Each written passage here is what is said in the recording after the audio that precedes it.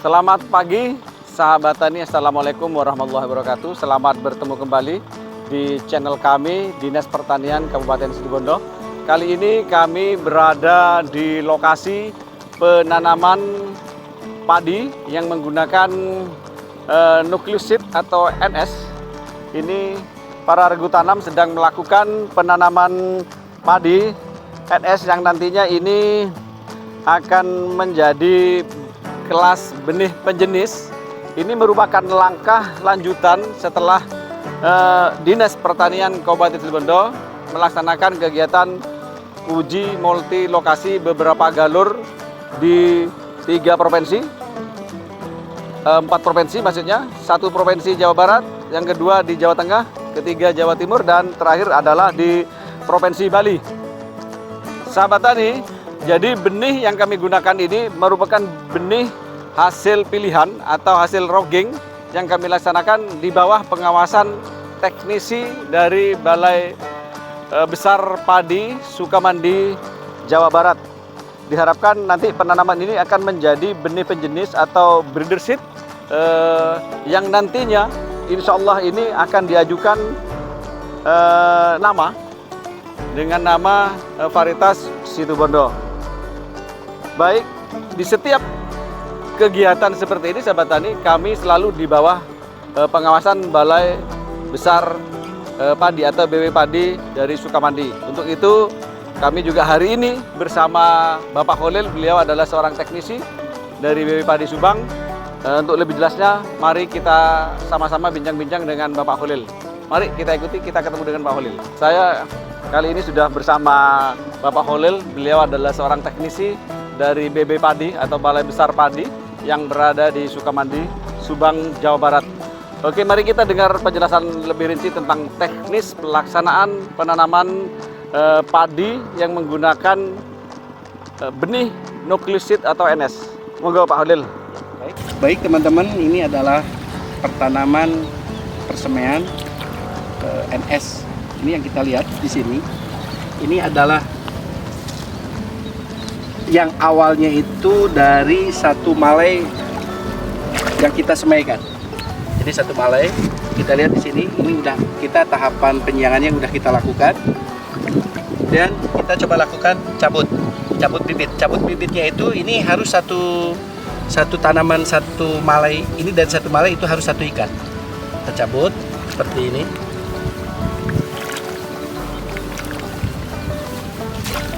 Dan kita bersihkan tanahnya dan kita ikat.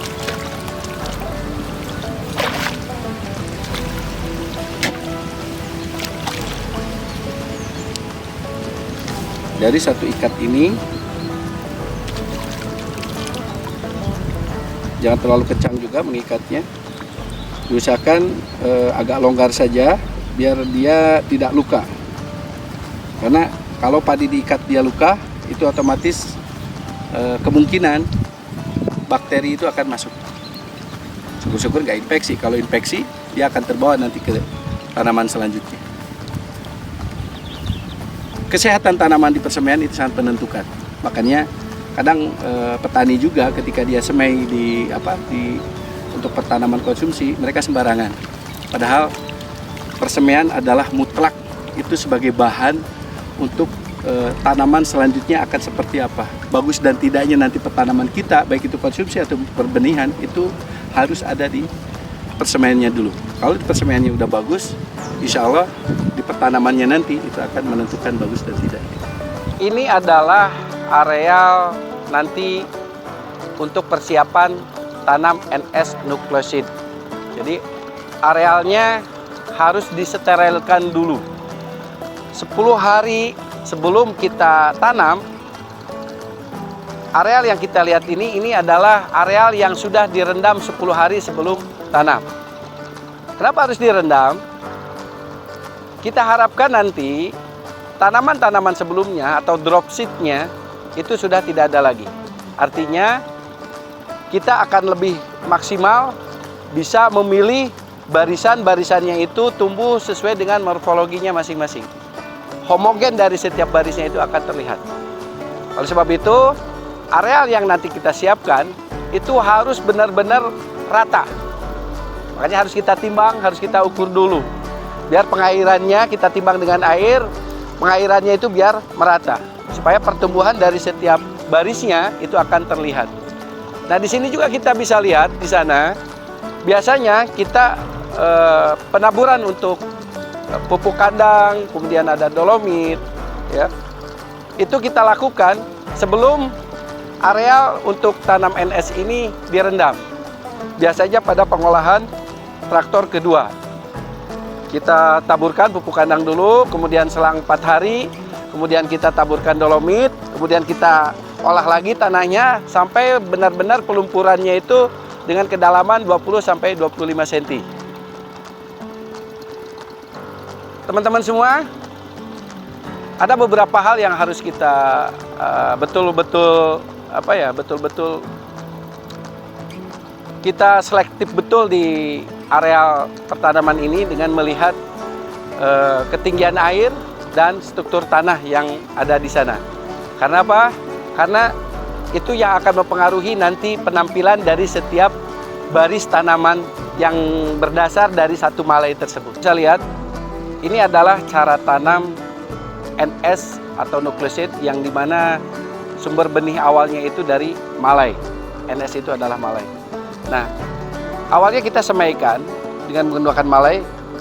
Kemudian setelah tumbuh 21 hari, kemudian kita cabut dari satu malai itu untuk satu ikat. Kemudian dari satu ikat itu kita tanam untuk satu baris. Ini adalah contohnya. Ini contoh tanaman ini, ya. Ini adalah sisa tanaman setelah kita tanam dari satu baris depan kemudian ke belakang sini. Sisanya kita tanam di belakang ini.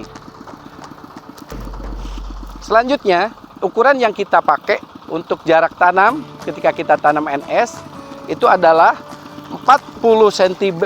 Ini 40 cm, ya, 40 cm antar barisannya. Kemudian 20 cm di dalam barisannya. Jumlah tanaman yang ditanam dalam satu baris ini yang tadi dicabut dari satu ikat itu berjumlah 50 tanaman. Nah, nanti setelah 4 hari ke depan, sisa bibit yang kita tanam ini, sisanya, kita lihat ada tanaman yang mati enggak? Kalau ada yang mati, nanti kita sulam dari sisa benih ini. Tidak boleh tanaman dari satu baris ini berpindah ke barisan yang lain. Kenapa? Karena ini adalah tanaman homogen. Tanaman dari satu malai. Makanya nanti yang kita lakukan selanjutnya ada beberapa tahapan yang harus kita kerjakan, diantaranya ada rogging, ada seleksi. Nah, dengan jarak tanam 40 cm antar barisan ini, kita berharap bisa memilih tanaman-tanaman yang benar sesuai dengan arahan nanti dari pemulihannya seperti apa. Itu ya sahabat tani, beberapa hal yang sudah dijelaskan oleh Bapak Holil selaku teknisi dari BB Padi Sukamandi. Kali ini kita akan bergeser. Kita akan bergeser ke areal persemaian kita. Jadi kita akan melihat, jadi sebelum tanam memang kita harus seleksi benar persemaiannya, kita harus amati bagaimana kesehatan persemaian itu sendiri, kondisi benihnya seperti apa. Terus juga kita sudah melakukan nih yang namanya penyiangan, karena benih yang sebelum pindah ke sini, benih NS sebelum kita benih ke pertanaman ini harus benar-benar bebas, aman, steril dari dropseed. Ya. Yang pertama, terus juga dari gulma itu sendiri. Termasuk juga kita harus meminimalisir keberadaan OPT. Oke, kita akan bergeser sahabat tani ke lokasi persemaian bersama Pak Holil.